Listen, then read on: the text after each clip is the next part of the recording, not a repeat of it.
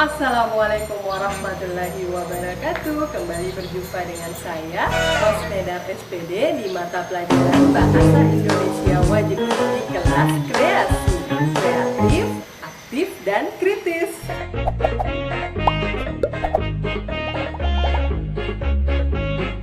Baik, saya akan menjelaskan materi untuk kompetensi dasar yang pertama, kompetensi dasar pengetahuan 3.3, yaitu mengulas isi dan unsur kebahasaan novel. Baik, adapun materi-materi yang akan kita pelajari di kompetensi dasar ini diperhatikan ada 8 poin. Yang pertama itu adalah tentang pengertian mengulas, yang kedua memahami tujuan mengulas, yang ketiga mengetahui karya-karya yang bisa diulas, yang keempat langkah-langkah mengulas novel, yang berikutnya struktur ulasan novel, yang berikutnya lagi yang keenam unsur-unsur yang dinilai dalam sebuah ulasan novel, berikutnya adalah manfaat mengulas, dan yang terakhir adalah unsur kebahasaan novel. Baik, sebelum kita lanjutkan materi, mari kita menyimak motivasi belajar kita kali ini, yaitu masa depan adalah milik mereka yang menyiapkan hari ini. Jadi, prinsipnya anak bahwa jika Anda ingin memiliki masa depan yang baik, maka persiapkanlah mulai dari hari ini atau mulai dari sekarang. Silakan disimak materinya baik-baik anak ya. Baik, yang pertama itu adalah pengertian mengulas. Seperti yang saya jelaskan di web kemarin bahwa pengertian mengulas itu hampir sama dengan meresensi. Baik, kita bahas dulu pengertiannya bahwa mengulas itu merupakan kegiatan memberi penjelasan, penilaian dan komentar dan menafsirkan sebuah karya. Jadi maksudnya mengulas itu adalah kegiatan memberikan penilaian terhadap sebuah karya. Nah, penilaiannya itu dikasih atau diberi penjelasan terlebih dahulu, komentar, dan kalau perlu ditafsirkan hasil karya tersebut. Selanjutnya kita akan melangkah ke tujuan mengulas atau ke tujuan meresensi. Nah, seperti yang kita ketahui di resensi kemarin itu salah satu tujuannya itu adalah untuk memperkenalkan karya tersebut kepada halayak umum. Nah, sama halnya di sini bahwa tujuan mengulas itu adalah memudahkan orang lain memahami isi sebuah cerita ataupun peristiwa. Jadi maksudnya itu adalah ketika ada sebuah buku baru, film baru, ataupun lagu baru. Nah, tujuannya untuk diresensi itu adalah untuk memperkenalkan buku, novel, atau lagu tersebut kepada masyarakat untuk menarik mereka agar memiliki buku novel atau membeli album lagu tersebut. Jadi seperti itu ya. Untuk salah satu kuncinya, salah satu poinnya adalah untuk memperkenalkan karya tersebut kepada masyarakat. Sedangkan untuk istilah hasil mengulas itu biasa disebut dengan ulasan. Kalau istilah hasil meresensi itu kemarin disebut resensi ya. Nah, kalau hasil mengulas itu disebut dengan istilah ulasan. Baik, manfaat apa yang kita dapatkan dengan mengulas? Nah, dengan melakukan kegiatan mengulas atau meresensi anak itu akan membuat kita melatih berpikir kritis dan berpendapat, karena kita akan terlatih untuk memberikan penilaian terhadap karyanya orang lain. Nah, adapun karya-karya yang bisa atau yang biasa kita ulas adalah karya-karya yang baru diterbitkan, misalnya buku, novel, film, album lagu, dan teater. Nah, karya-karya ini bersifat baru ya, baru diterbitkan, baru dicetak, ataupun baru dirilis. Nah, karena tujuannya untuk meresensi atau mengulas itu adalah untuk memperkenalkan karya-karya tersebut. Nah, diperhatikan di sini karya-karya yang biasa diulas, ya, ada gambar sampulnya di sini bahwa selain novel, berikut contoh karya-karya yang biasa dibuat ulasannya. Ya, perhatikan ada buku baru. Nah, buku baru ini diulas untuk memperkenalkan dan mempromosikan buku tersebut. Kemudian juga ada film. Ya, biasanya film-film baru itu diulas juga sebagai bentuk promosi juga kepada penonton. Dan berikutnya ada album. Ya, saya kira Anda tahu semua album lagu itu bagaimana. Ini juga sering mendapatkan ulasan. Kemudian ada teater. Ya, teater ini adalah pementasan drama di panggung. Ya, biasa juga diulas untuk memberikan penilaian terhadap pertunjukan tersebut. Nah, langsung saja kita masuk ke materi intinya, ke pembahasan intinya tentang kegiatan mengulas novel. Nah, kegiatan mengulas novel merupakan kegiatan memberikan penjelasan, komentar, penilaian, dan tafsiran terhadap sebuah novel yang sudah dibaca, baik mengenai isinya maupun kebahasaannya. Jadi kegiatan meresensi atau mengulas novel itu adalah kegiatan memberikan penilaian terhadap sebuah novel.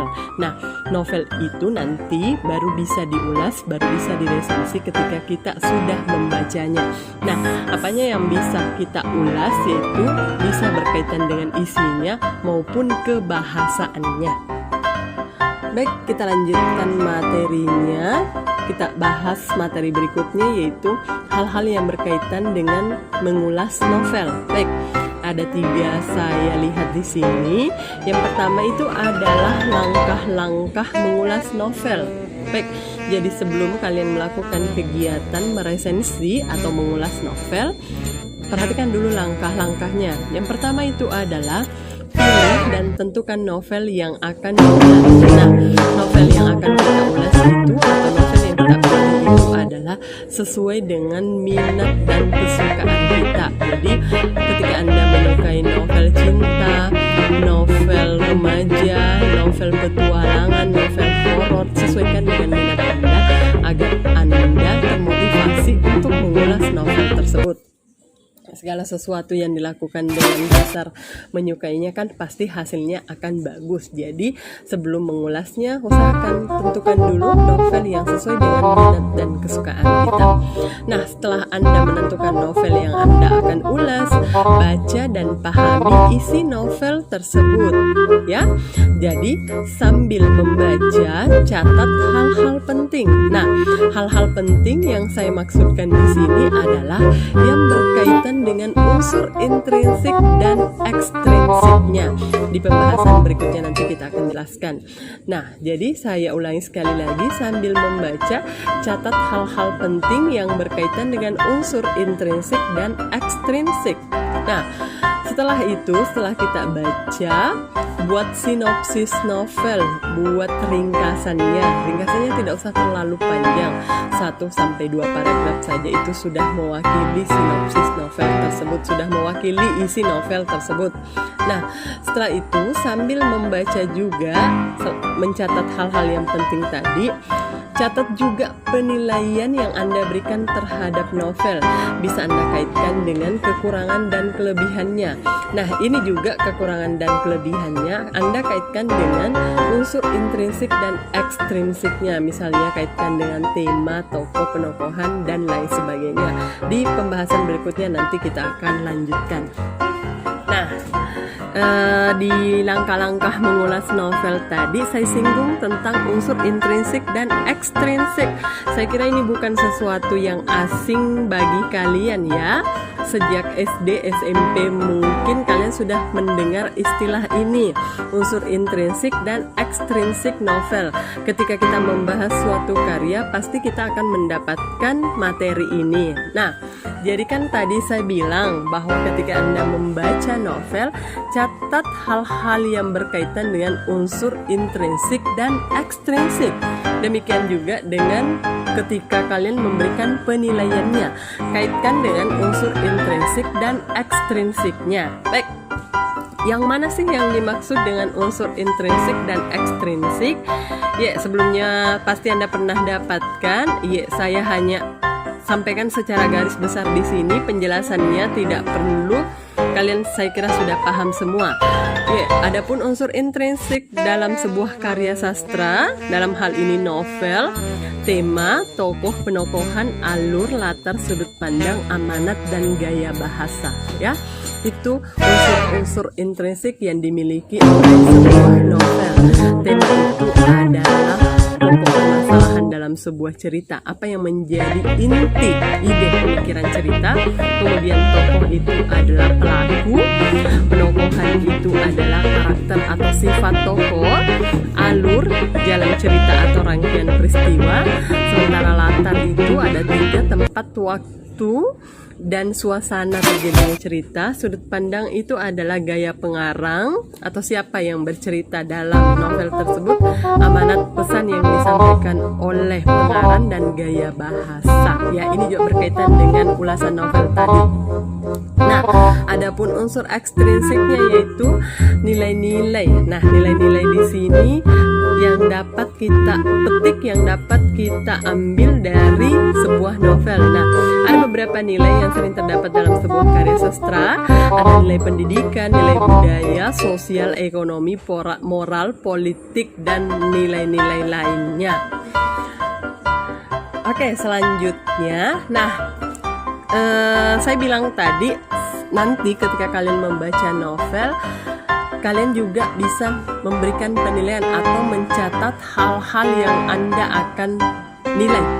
Nah, unsur penilaian novel di sini Anda bisa lihat, sudah juga saya singgung tadi di awal, yaitu unsur intrinsik dan ekstrinsik serta gaya bahasa. Walaupun tadi gaya bahasa itu sudah masuk di intrinsik ya, tapi tidak apa-apa kita tegaskan di sini. Jadi saya ulang, ketika Anda memberikan penilaian terhadap sebuah novel, Anda yang menjadi patokannya adalah unsur intrinsik, itu tadi tema, tokoh, penokohan, alur, latar, sudut pandang, amanat. Unsur ekstrinsik, nilai-nilai yang terdapat dalam cerita tersebut atau novel tersebut, serta gaya bahasa yang digunakan oleh novel tersebut. Baik, sebelum kita lanjutkan materinya kembali, nah, saya tampilkan dulu unsur-unsur atau struktur resensi untuk membandingkannya dengan struktur ulasan yang akan kita bahas sebentar. Nah, waktu di kelas 11 kemarin kita sudah mempelajari tentang resensi ya. Nah, unsur-unsur resensi saya berharap kalian masih ingat ya. Ini dimulai dari judul resensi, bisa buka-buka buku kelas 11-nya ya. Identitas buku, pendahuluan, sinopsis, kelebihan dan kekurangan, serta simpulan. Kalau ini adalah struktur resensi ya, istilah resensi yang kita pakai kemarin. Ada judul, identitas, saya kira ini tidak terlalu susah untuk diingat. Pendahuluan biasanya berisikan pengantar, kemudian sinopsis, ringkasan dari novel yang kita baca. Nah, baru masuk ke penilaian, apakah kelebihan atau kekurangannya, dan yang terakhir itu adalah simpulan. Nah, simpulan ini berisikan ajakan kepada pembaca. Itu, jadi ada 6 poin. Nah, sekarang mari kita bandingkan struktur ulasan novel. Kalau tadi itu adalah struktur resensi, nah sekarang kita bandingkan dengan struktur ulasan novel. Baik, adapun susunannya di sini adalah, ya diperhatikan, dimulai dari judul ulasan, identitas novel, orientasi, tafsiran, evaluasi, dan rangkuman. Kalau tadi di resensi itu ada 6. Nah, sekarang kalau struktur ulasan novel itu ini juga ada 6. Nah, sekarang kita bandingkan apa perbedaan antara struktur resensi dengan struktur ulasan. Baik, yang pertama judul. Resensi tadi juga punya ya, judul resensi. Nah, ini judul ulasan namanya. Judul bisa diberikan setelah penulisan ulasan selesai. Hampir sama dengan resensi, bisa kita berikan judul setelah kita menulis resensi atau menulis ulasannya. Ini sama. Nah, yang kedua adalah identitas novel. Identitas novel itu Anda juga dimiliki oleh resensi tadi atau identitas buku. Nah, identitas novel ini isinya bagian yang menjelaskan tentang. Baik, saya lanjutkan kembali penjelasannya. Untuk isi identitas buku atau identitas novel ini, ya, bagian ini berisikan penjelasan tentang judul novel, pengarang, penerbit, tahun terbit, tebal novel, dan identitas lainnya. Identitas lainnya itu bisa merupakan harga dari novel tersebut. Ya, saya kira untuk judul ulasan dan identitas novel tidak ada masalah ya. Nah, sekarang kita lanjut ke orientasi. Nah, kalau di resensi tadi ini istilahnya adalah pendahuluan. Kalau di ulasan istilahnya adalah orientasi. Orientasi merupakan gambaran umum atas bahan atau karya sastra, novel yang akan diulas. Bagian ini biasanya berisikan isi atau sinopsis novel ataupun unsur-unsur intrinsik atau ekstrinsik novel lainnya. Nah, sebenarnya sama, hanya beda istilah saja. Ini orientasi adalah pengantar atau pembuka dari ulasan yang akan kita buat. Nah, hanya kalau di sini di struktur ulasan yang dibahas dalam bagian orientasi ini adalah sinopsis novelnya, tetapi kita juga bisa membahas hal-hal lainnya yang berkaitan dengan unsur intrinsik atau ekstrinsik dari novel tersebut, ya. Jadi intinya orientasi itu merupakan pembuka pengantar dari ulasan yang akan kita tulis. Nah, kita lanjut ke struktur yang keempat, tafsiran. Nah, tafsiran ini adalah yang tidak kita dapatkan di resensi kemarin. Tafsiran ini merupakan pandangan pengulasnya sendiri mengenai karya yang diulas. Tafsiran ini adalah pendapat penulis tentang isi cerita. Ya. Jadi selain penilaian kelebihan dan kekurangan, ada namanya tafsiran. Tafsiran itu maksudnya adalah hasil interpretasi dari penulis ulasan terhadap novel yang sudah dibaca, hasil terkaan, hasil pemikiran, ya, dari terhadap isi cerita dituangkan dalam ulasan tersebut. Itu. Kemudian berikutnya adalah bagian evaluasi. Ini tidak ada masalah karena pada bagian ini dilakukan penilaian terhadap karya, baik penampilan karya tersebut maupun produksinya. Bagian ini berisikan penilaian terhadap novel dari segala aspek, baik kelebihan maupun kekurangannya. Ini juga kita temukan tadi di unsur-unsur resensi, ya. Nah, yang terakhir pada bagian rangkuman, penulis memberikan ulasan akhir berupa simpulan karya tersebut. Ya, ini juga di resensi kita dapatkan istilah rangkuman itu adalah simpulan. Jadi simpulan itu berisikan pendapat umum atau ajakan kepada pembaca untuk memiliki atau membaca novel tersebut. Baik, demikian tadi struktur ulasan novel. Sebenarnya tidak terlalu jauh beda dengan unsur-unsur yang dimiliki oleh resensi, anak, ya. Tidak terlalu jauh beda. Kalau di resensi tadi ada 6, nah sama dengan di struktur ulasan novel juga itu ada 6. Di sini hanya tafsiran saja yang mungkin masih asing bagi kalian. Baik, kita melangkah ke materi berikutnya, yaitu pedoman pertanyaan ulasan novel. Nah, nanti ketika kalian membaca sambil menilai, ada beberapa pertanyaan-pertanyaan yang bisa dijadikan pedoman untuk mengulas sebuah novel. Nah, nantinya ketika Anda sudah menjawab pertanyaan-pertanyaan ini, hasil gabungan dari jawaban-jawaban pertanyaan ini itu bisa disusun menjadi sebuah ulasan novel. Bisa diperhatikan di sini ada 10 poin pertanyaan. Kita mulai bahas dari yang pertama. Yang pertama itu apa tema novel tersebut? Bagaimana relevansi tema novel dengan kehidupan saat ini? Temanya menarik atau justru kurang menarik? Nah, ini bisa kita jadikan ketika ada jawabannya ini bisa kita jadikan di bagian orientasi atau pembuka. Nah, kemudian yang kedua, bagaimana gambaran ringkas cerita novel tersebut? Ya, ini sudah masuk sinopsis ini. Ini juga kita bisa tempatkan di bagian orientasi. Nah, kemudian siapa tokoh yang menjadi sentral cerita? Ini juga masuk. Kemudian konflik apa yang dihadapi tokoh tersebut? Itu. Kemudian apakah pengarang memisahkan konflik dengan menarik atau justru kurang menarik? Apa alasannya? Bagaimana alur ceritanya? Bagaimana bahasa yang digunakan? Bagaimana ending ceritanya? Bagaimana penilaianmu terhadap novel tersebut secara keseluruhan? Ini penilaian, ya.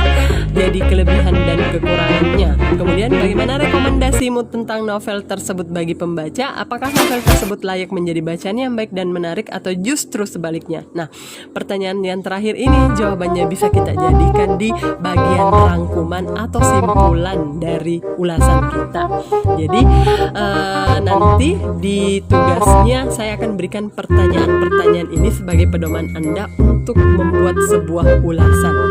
Baik, kita lanjut ke materi berikutnya. Nah, ini juga yang akan kita ulas dalam novel yang kita baca, yaitu unsur kebahasaan novel. Baik, perlu diperhatikan bahwa membahas kebahasaan novel itu identik dengan majas. Nah, majas saya kira tidak asing lagi bagi kalian bahwa istilah majas itu merupakan gaya bahasa atau kata kiasan. Nah, majas itu merupakan pelukisan sesuatu dengan perumpamaan.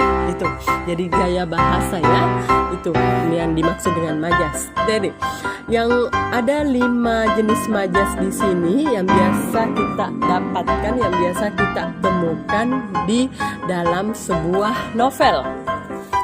Yang pertama itu adalah majas perumpamaan. Ya, saya kira majas-majas ini sudah tidak asing lagi, sering kita dapatkan pelajarannya baik di SMP maupun di kelas 11 atau 10. Nah, majas perumpamaan di sini maksudnya adalah perbandingan dua hal yang pada hakikatnya berkaitan dan yang sengaja dianggap sama. Nah, maksudnya itu membandingkan sesuatu hal dua yang berbeda tetapi dianggap sama. Nah, apa ciri khas dari majas perumpamaan ini? Dinyatakan dengan kata seperti bak, bagai, laksana, dan sebagainya. Itu ya. Nah, misalnya wajahmu bagaikan rembulan malam. Nah, itu kan membandingkan dua hal yang berbeda tetapi dianggap sama. Satu wajah, satu rembulan. Nah, apa persamaannya? Karena sama-sama bersinar. Jadi itu yang dimaksud dengan majas perumpamaan, ya. Nah, yang berikutnya adalah majas metafora. Ini majas metafora sama tadi dengan majas perbandingan, hanya bedanya kalau metafora itu perbandingannya implisit tanpa kata pembanding. Jadi tidak ada kata penghubungnya.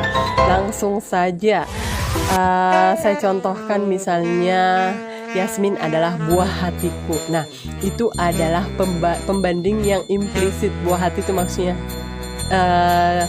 cintanya ya, kesayangannya gitu. Nah, kemudian ada majas personifikasi. Saya kira majas personifikasi tidak terlalu sulit dipahami. Majas personifikasi itu adalah majas perbandingan yang menuliskan benda-benda mati menjadi seolah-olah hidup, dapat berbuat atau bergerak. Ya, ini maksudnya adalah majas yang mengidentikan sesuatu benda mati itu bisa berbuat, bisa bergerak seperti manusia. Misalnya hujan menari-nari di atas aspal. Nah, itu kan adalah personifikasi, mengandaikan bahwa hujan itu layaknya seperti manusia yang bisa menari-nari. Tembok ini bergetar ketika mendengar lengkingan suaramu. Nah, itu kan adalah personifikasi, ya. Oke. Ada namanya majas hiperbola. Majas hiperbola itu adalah majas yang menyatakan sesuatu dengan berlebih-lebihan, lebay. Tuh. Jadi misalnya darahnya mengalir seperti anak sungai. Nah, itu kan terlalu berlebihan.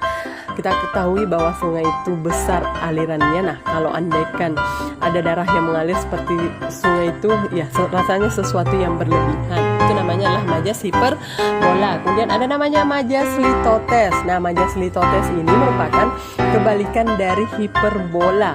Kalau tadi hiperbola itu melebih-lebihkan, kalau ini itu adalah merendahkan atau memperkecil dan memperhalus keadaan.